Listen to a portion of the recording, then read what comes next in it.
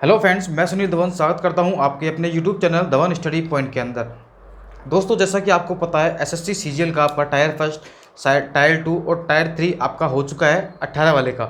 लेकिन जिन्होंने भी 2019 का प्री दिया है तो उनका जो मेंस होने वाला है वो होने वाला है 15 नवंबर से स्टार्ट होने वाला है। और उसके बाद आपकी जो डेट है टायर 3 की वो दिसंबर में है, यानी कि बिल्कुल आसपास है। तो आपको तैयारी करनी जो है वो आपको अभी से करनी पड़ेगी, आपको टायर 3 की अभी से। ठीक है, क्योंकि आपको टाइम थोड़ा कम मिलेगा, कम से कम आपको 1 महीना आपको चाहिए टायर 3 की तैयारी के लिए। और टायर 3 की तैयारी कैसे करते हैं ये मैं आपको बिल्कुल डिटेल में समझाऊंगा। आपके जितने भी टॉपिक हैं आपके वो सारे के सारे मैं आपको कवर करवा दूंगा, जितने आपके ऐसे बन सकते हैं। मैं आपको ये भी बताऊंगा कि हिंदी में क्या कर लिखना है, आपको इंग्लिश में कैसे लिखना है। लेकिन कुछ स्टूडेंट के मन में ये डाउट रहता है कि सर ये क्या हम लोग अगर हिंदी में ऐसे लिखें या फिर इंग्लिश में ऐसे लिखें तो मार्क्स किसको ज़्यादा मिलते हैं। काफ़ी स्टूडेंट के डाउट रहता है कि सर हम ऐसे जो हमारा ऐसे राइटिंग जो होती है हमारी ऐसे राइटिंग जो होती है, या कह सकते हैं हम लोग लेटर राइटिंग, ठीक है, प्रिसाइज भी आता है लेकिन ज़्यादातर यही आता है इस बार। ठीक है, कुछ भी हो आपको हिंदी प्रीफर करनी है और इंग्लिश प्रीफर करनी है। तो ये डाउट जो है काफ़ी स्टूडेंट के मन में रहता है कि सर हम हिंदी में लिखें या फिर इंग्लिश में लिखें। देखिए, अगर आपकी जिस पर आपकी लैंग्वेज पर कमांड है, आपकी अगर आपकी लैंग्वेज हिंदी है और उस पर आपकी अच्छी कमांड है, आप उसमें बहुत जल्दी सोच सकते हो कि इस टॉपिक के बारे में मुझे क्या लिखना है। अगर आप वो टॉपिक पढ़ के नहीं गए भी तो भी आप अगर आप सोच सकते हो कि हाँ मैं इस टॉपिक के बारे में लिख सकता हूँ हिंदी में, तो आप लोग आपकी जो लैंग्वेज है वो आप हिंदी ही चूज़ करना। अगर इंग्लिश की बात करें तो जिसकी बैकग्राउंड इंग्लिश रहा है और उसको लगता है कि मैं इंग्लिश के अंदर काफ़ी अच्छा लिख सकता हूँ, देखिए ये तो श्योर है कि अगर आप इंग्लिश में लिखोगे तो इंग्लिश में मार्क्स जो होते हैं थोड़े से ज़्यादा मिलते हैं। इंग्लिश जो होती है उसमें हिंदी से मार्क्स थोड़े से ज़्यादा मिलते हैं, ये बात आप लोग ध्यान रखना। लेकिन मैं ये नहीं कह रहा कि बहुत ज़्यादा मिलते हैं, थोड़ा सा डिफरेंस आता है। लेकिन क्या हिंदी मीडियम वाले स्टूडेंट भी क्या टॉप नहीं कर सकते, क्या उनके भी अच्छे मार्क्स नहीं आ सकते? तो ये बिल्कुल गलत बात है कि इनके हिंदी वालों के मार्क्स अच्छे नहीं आते हैं। मैं खुद हिंदी मीडियम से हूँ, तो मेरे जो मार्क्स आए थे इस बार वो थे 72 मार्क्स आउट ऑफ 100। ये मेरे हिंदी मीडियम से थे, हिंदी मीडियम से थे मेरे ये वाले। ठीक है, तो आपको सभी को पता है कि मेरा जो टॉपिक आया था इस बार 18 के अंदर, आप सभी को पता होगा। तो ये आया था अपने पास एजुकेशन का आया था, शिक्षा का मैथ आपका ये आया था, इंपॉर्टेंस ऑफ एजुकेशन।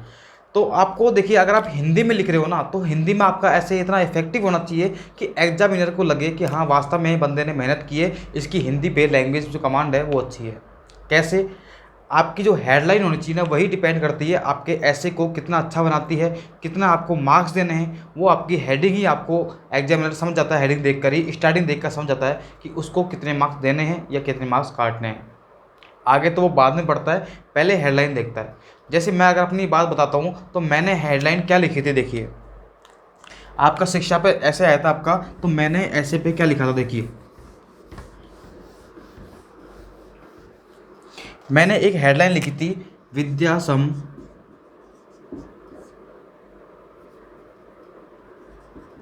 ठीक है,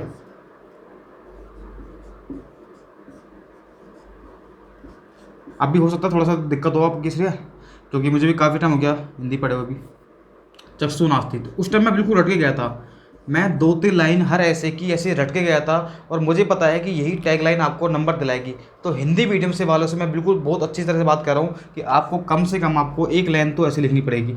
फिर इसका मैंने लिखा था भाई, अर्थात विद्या के समान कोई नेत्र नहीं है। तो मैंने ऐसे ऐसे लिखा था, अर्थात विद्या के समान कोई नेत्र नहीं है।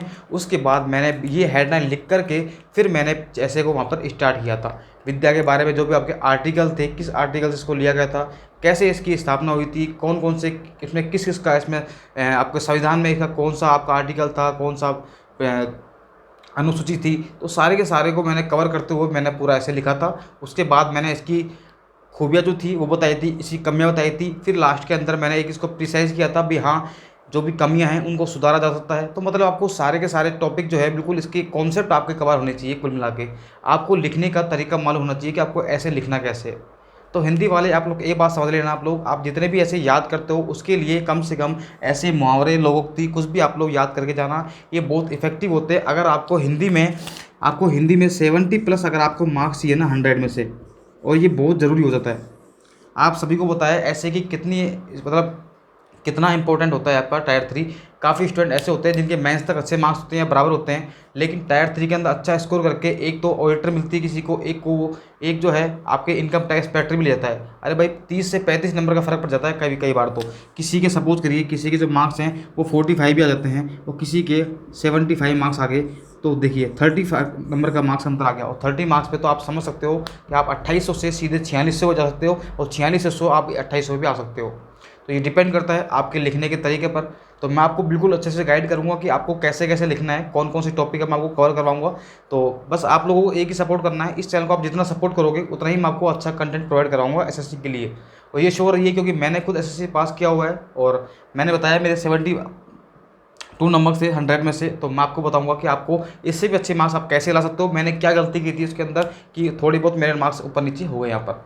ठीक है, मुझे उम्मीद थी कि मेरे मार्क्स जो हैं 78 के आसपास आए हैं, इतनी मुझे उम्मीद थी, लेकिन कट पिट के ये मार्क्स आए। लेकिन कोई दिक्कत नहीं है, फिर भी मैंने देखा कि यार और उससे काफ़ी अच्छे मार्क्स आए। मेरे एक फ्रेंड है तो उसके अच्छे मार्क्स थे इस बार, लेकिन उसके जो टायर 3 मार्क्स थे वो कितने थे उसके थे 50 मार्क्स ओनली। बताइए, तो ऐसा हो जाता है। आप इसको टायर 3 को बिल्कुल इसको नज़रअंदाज मत करें, इसको बहुत सीरियस लेना आप को। और इंग्लिश वालों की अगर बात करें तो अगर आपके इंग्लिश में अच्छी कमांड है तो आप इंग्लिश में लिखें। और इंग्लिश वालों के लिए जैसे आपको यूज़ क्या करना है, जैसे देखिए इंग्लिश के अंदर भी आपकी कुछ ना कुछ आपकी ईडियम्स होती हैं, फ्रेज होती हैं आपकी, तो उनको आपको यूज लेना है। बीच बीच के अंदर भी आपकी ईडियम्स वगैरह, सिनोनिम्स, एंटोनिम्स जो भी आपके आते हैं, ऐसे अच्छे वर्ड्स आपको यूज लेने हैं तो उनको लगे भी हाँ इसकी इंग्लिश में बहुत अच्छी कमांड है। तो दोस्तों मैं आपको बताने आया था कि आपको ऐसे राइटिंग को आपको बिल्कुल हल्के में लेना है, अभी से इसकी तैयारी करते रहना है। आपको जैसे आप जीके पढ़ते हो, जैसे आप लोग टॉपिक क्या क्या पढ़ना है आपको, देखिए एजुकेशन से रिलेटेड सारे टॉपिक पढ़ लेना आपको। ठीक है, एक आपके जो करंट के अंदर जो भी आपका मुद्दा चल रहा है, जैसे अगर हम बात करते हैं तो कोविड-19 हो गया आपका। ठीक है, एक आर्टिकल 370 थोड़ा काफ़ी टाइम हो गया लेकिन आ सकता है ये वाला भी। तो ऐसे जो करंट मुद्दे हैं वही इन पर टॉपिक आता है। और एक चीज़ मैं आपको बता देता हूँ जो काफ़ी टीचर आपको नहीं बताते हैं, आपके ऐसा आएगा। पहली बात तो जो आपके ऐसे राइटिंग होती है वो ऐसा आएगा आपका ऐसे एग्ज़ाम के अंदर टायर 3 में, जो आपको पहले से पता होगा। हाँ, आप थोड़ा अजीब लग रहा होगा आपको, लेकिन मैं आपको बता रहा हूँ ऐसा हमेशा ऐसा ही आता है। जो आपका निबंध आता है वो हमेशा टायर 3 में वही निबंध आता है जो सभी को आता है। ऐसा कभी नहीं आएगा कि उस टॉपिक पे आपको पता नहीं हो।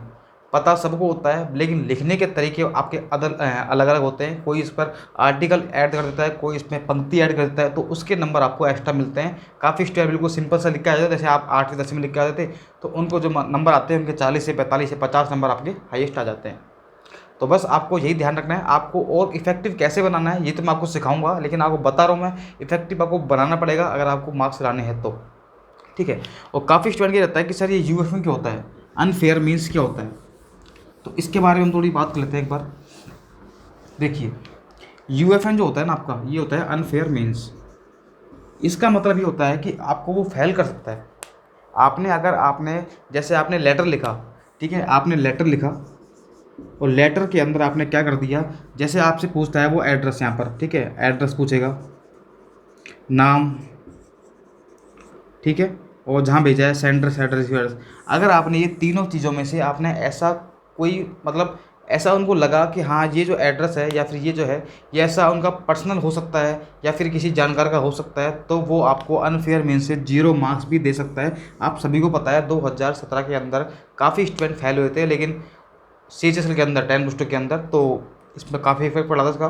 लेकिन स्टूडेंट ने हड़ताल की, ट्विटर चलाया, तो उसके बाद इसको हटा दिया गया था। लेकिन इस बार इन्होंने फिर नोटिस निकाला है, उन्होंने फिर वापस से इन्होंने नोटिस में यही बात की कि आप ये गलती करोगे तो आपको 0 मार्क्स हम लोग दे सकते हैं। ठीक है, तो ध्यान रखना, आपको जो भी आपको लेटर के अंदर एड्रेस दिया हुआ है या फिर नाम दिया, आपको वही यूज़ करना है। अगर नहीं दिया हुआ है तो आप लोग ऐसा नाम मत लेना किसी का भी, आप लोग लिख देना XYZ क्या गए, आप लोग ऐसे लिख सकते हो। ठीक है, एड्रेस के अंदर आप लोग लिख सकते क्या नगर, ठीक है, FB सदर नगर, आप कुछ भी लिख सकते हो आप लोग, लेकिन आपको किसी का नाम या पर्सनल एड्रेस किसी का भी नहीं लिखना है आपको, जो उनको लगे कि हाँ ये इसका पर्सन हो सकता है या फिर ये अनफेयर हो सकता है। ठीक है, तो यही हम लोग बात करने वाले थे अनफेयर के बारे में, और बता दिया मैंने आपको कैसे लिखना है ऐसे। तो आज के लिए इतना ही, तो मिलते हैं अगली वीडियो में। अगर आपको वीडियो अच्छी लग रही है तो वीडियो को लाइक और शेयर और कमेंट आप लोग जरूर क्या करो, और जिसने अभी तक चैनल को सब्सक्राइब नहीं किया है तो आप लोग प्लीज़ आप लोग चैनल को सब्सक्राइब कर लेना, ताकि आपको आने वाली सारी अपडेट SSC से रिलेटेड आपको सारी अपडेट इसी चैनल में मिलेंगी, बिल्कुल ऑथेंटिक मिलेंगी, ये मेरा वादा है आपसे। ठीक है, okay bye all of you, thank you.